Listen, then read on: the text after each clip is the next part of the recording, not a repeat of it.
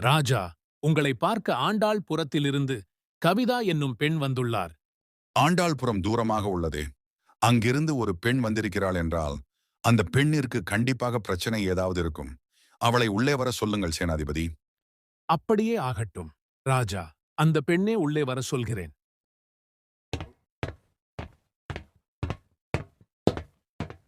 ஆண்டாள்புரத்தில் இருந்து என்னை பார்க்க வந்த பெண் நீங்கதானா? நீங்கள் எதற்காக இங்கே வந்தீர்கள்? காரணத்தை கூறுங்கள். ராஜா, என்னுடைய பெயர் கவிதா.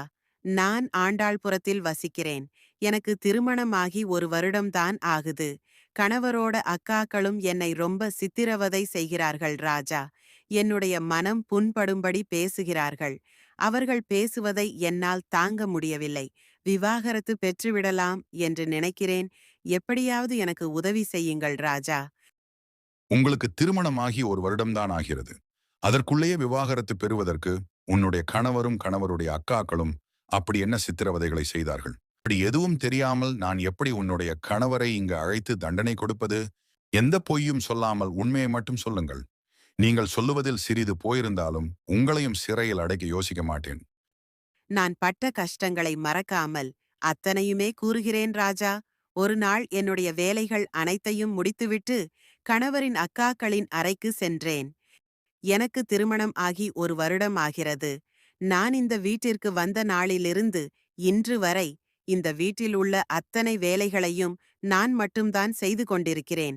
உங்கள் இருவரின் உடைகளை கூட நான் தான் தினமும் துவைத்து கொண்டிருக்கிறேன். எனக்கு உடம்பெல்லாம் வலிக்கிறது. நீங்களும் இந்த வீட்டில் உள்ள வேலைகளை பகிர்ந்து கொண்டால் என்ன? நீ ஏன் கவிதா இவ்வளவு கோபப்படுகிறாய்? நீ எங்களுடைய தம்பியின் மனைவி. அதனால் நீதான் இந்த வீட்டில் உள்ள அத்தனை வேலைகளையும் செய்ய வேண்டும். இது உன்னுடைய புகுந்த வீடு, மறந்து விட்டாயா? உன்னுடைய வீட்டுக்கு சமம். இங்கு நீ வேலைகளை செய்யல என்றால் நாங்களா செய்வோம்? நான் இந்த வீட்டுக்கு என்னுடைய கணவரின் மனைவியாக மட்டும்தான் வந்தேன். உங்கள் இருவருக்கும் வேலைக்காரியாக நான் இங்கு வரல. நீ இந்த வீட்டிற்கு மருமகளாய் வந்திருக்கிறாய். மருமகளை வேலைக்காரி மாதிரிதான் நடத்துவார்கள். நீ இந்த வீட்டிற்கு வரும் பொழுது மகாராணி போல் இருக்கலாம் என்று நினைத்துக் கொண்டு வந்தாயா?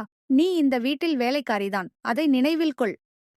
மருமகளாய் வந்தால் உங்களுக்கு ஏன் நான் அடிமை வேலை செய்ய வேண்டும்? நீங்கள் இருவரும் என்னை இந்த வீட்டிற்கு மகாராணிகளா? இனி உங்களுடைய வேலையை நீங்கள்தான் செய்ய வேண்டும். நான் செய்ய மாட்டேன். நீ இங்கே உள்ள வேலைகளை செய்வதாக இருந்தால் இங்கே இரு. இல்லையென்றால் உன்னுடைய பிறந்த வீட்டிற்கே போய்விடு. எங்கள் இருவரையும் தொந்தரவு செய்யாதே. எங்களுடைய தம்பிக்கு உன்னைவிட வசதியான வீட்டுப் பெண்ணாக பார்த்து திருமணம் செய்து கொள்கிறோம். உன்னுடைய பெட்டி படிக்கையெல்லாம் கட்டிக்கொண்டு உன்னுடைய பிறந்த வீட்டிற்கு சென்றுவிடு. சரியாக சொன்னீர்கள் அக்கா. இவளெல்லாம் நம்மளுடைய தம்பிக்கு சரிப்பட்டு வரமாட்டாள்.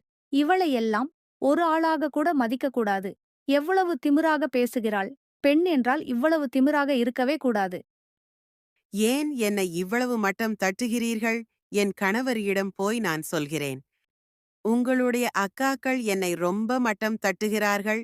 இந்த வீட்டில் உள்ள அத்தனை வேலைகளையும் நான் மட்டும்தான் செய்கிறேன். அது உங்களுக்கே தெரியும் தானே. உங்கள் அக்காக்களின் அறைக்கு சென்று உங்களுடைய வேலைகளை நீங்களே செய்து கொள்ளுங்கள் என்று நான் சொன்னேன். அதற்கு என்னை ரொம்ப இழிவாக பேசுகிறார்கள். என்னுடைய அக்காக்கள் ஏதாவது பேசினால் நீ பொறுத்துக்கொள். நீயும் எதிர்த்து பேசிக் கொண்டிருக்காதே. இந்த வீட்டில் உள்ள வேலைகளை நீதான் செய்தாக வேண்டும். இதெல்லாம் ஒரு பிரச்சனை என்று என்னிடம் சொல்ல வந்து விட்டாய். போய் துணிகள் ஏதாவது இருந்தால் துவை, என்னை தொந்தரவு செய்யாதே. நான் இந்த வீட்டிற்கு வேலைக்காரியாய் வந்திருக்கிறேன் என்று நீங்கள் மூவரும் நினைக்கிறீர்கள். நீங்களாவது எனக்கு உறுதுணையாய் இருப்பீர்கள் என்று நினைத்தேன். நீங்களும் உங்களுடைய அக்காக்களுக்கு உடந்தையாக பேசுகிறீர்கள். நான் உங்களை திருமணமே செய்து கொண்டிருக்க கூடாது. நான் தவறு செய்துவிட்டேன்.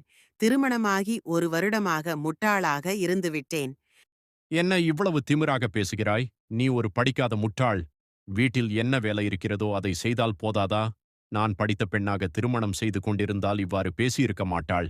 நீ என்னுடைய சகோதரிகளையும் என்னையும் பிரிக்க நினைக்காதே. பிடித்து தண்ணி குடித்தனம் போக வேண்டும் என்று தானே நீ ஆசைப்படுகிறாய்? உங்கள் மூவரையும் பிரிக்க வேண்டும் என்று நான் கனவில் கூட நினைத்தது கிடையாது. உங்கள் அக்காக்கள் இருவரும் கொடுமைக்காரிகள். இனியும் என்னால் இந்த வீட்டில் இருக்கவே முடியாது. என்னை ரொம்ப கீழ்த்தனமாக நடத்துகிறீர்கள். நான் திருமணமாகி வந்ததிலிருந்து எனக்கு ஒரு நாள் கூட ஓய்வே கிடையாது. இனியும் என்னால் இந்த வீட்டில் இருக்கவே முடியாது. நான் இந்த வீட்டிலிருந்து கிளம்புகிறேன். அதற்குதானே நீங்கள் மூவரும் ஆசைப்பட்டீர்கள். முதலில் அதை செய். நீ வந்த முதல் நாளிலிருந்தே உன்னை எனக்கு பிடிக்கவில்லை. இந்த வீட்டில் வேலைக்காரியாக இருந்தால் இது இல்லை என்றால் கிளம்பி உன்னுடைய பிறந்த வீட்டிற்கு போய்விடு. ஐயா, எனக்கு இவ்வளவு கொடுமைகள் இழைக்கப்பட்டது. என்னுடைய புகுந்த வீட்டில் நீங்கள் உதவி செய்வீர்கள் என்றுதான் உங்களைத் தேடி இங்கே வந்தேன் ஐயா. தயவு செய்து என்னை காப்பாற்றுங்கள் ஐயா. எதற்கும் கவலைப்படாதேம்மா, நான் இருக்கிறேன். காப்பாற்ற யாருமில்லை என்று நினைக்காதே. சேனாதிபதி, இங்கே வாருங்கள். ஐயா, எதற்காக என்னை அழைத்தீர்கள்? காரணத்தை நான் தெரிந்து கொள்ளலாமா? ஆண்டாள்புரத்திற்கு சென்று கவிதாவின் கணவரை இங்கே கூட்டி வாருங்கள். என்ன காரணத்தை சொல்லி கவிதாவின் கணவரை இங்கே கூட்டி வருவது ஐயா? கவிதா விவாகரத்துக்கு அரண்மனைக்கு வந்துள்ளார் என்று சொல்லி கூட்டி வாருங்கள் சேனாதிபதி. சரி ஐயா, கூட்டி வருகிறேன். நீங்கள்தான் கவிதாவின் கணவரா? கவிதா உங்களிடமிருந்து விவாகரத்து பெறுவதற்காக அரண்மனைக்கு வந்துள்ளார். ராஜா உங்களை அழைத்து வருமாறு உத்தரவிட்டார். அதுதான் உங்கள் வீட்டை தேடி வந்துள்ளேன். கவிதாவிற்கு அவ்வளவு திமிரு ஆகிவிட்டதா? ஐயா, நான் கட்டாயமாக அரண்மனைக்கு வந்தே ஆக வேண்டுமா? எனக்கு வருவதற்கு சிறிது விருப்பமில்லை ஐயா. கட்டாயமாக வந்துதான் ஆக வேண்டும். இது ராஜாவின் உத்தரவு. அப்படி ராஜா உத்தரவிட்டு நீங்கள் வரவில்லை என்றால் உங்களை சிறையில் அடைப்பதற்கு கூட யோசிக்க மாட்டார். சரி ஐயா, நான் வருகிறேன். அவளின் திமிரை அடக்கி வீட்டிற்கு இழுத்து வந்தால்தான் அவள் சரிபட்டு வருவாள்.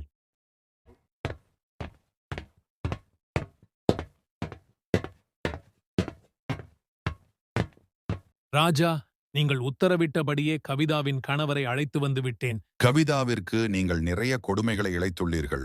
அதனால் கவிதாவிற்கு உங்களோடு வாழ விருப்பமில்லை. விவாகரத்து கேட்கிறாள். உங்களுக்கு விவாகரத்து கொடுக்க சம்மதமா? ஐயா, நான் ஏன் விவாகரத்து கொடுக்க வேண்டும்? நான் என்னுடைய அக்காக்களோடு இருந்தது குற்றமா? உங்களுடைய அக்காக்கள் உங்களின் மனைவியை கொடுமைப்படுத்தாதவரை குற்றமில்லை. இருவருமே மனது புண்படும்படி பேசியிருக்கிறார்கள். அதனால் கொடுமை எனதான் எடுத்துக் கொள்ளப்படும். ஐயா, நான் எந்த தவறையுமே செய்யவில்லை. எனக்கு விவாகரத்து பெற விருப்பமில்லை. நான் இனிமேல் எந்த தவறுமே செய்யாமல் திரும்பி வாழ்வதாக நினைக்கிறேன். என்னை மன்னித்து விடுங்கள். கவிதா, உனக்கு இதில் விருப்பமா? விருப்பம் இல்லை என்றால் சொல்லிவிடு. உன்னை யாரும் வற்புறுத்தவில்லை. என்னுடைய கணவர் திரும்பி வாழ்வதாக ஒப்புக்கொண்டுள்ளார். நான் சேர்ந்து வாழலாம் என்று நினைக்கிறேன். இனியாவது நீங்கள் இருவரும் நன்றாக இருங்கள். நான் உங்களை வாழ்த்துகிறேன்.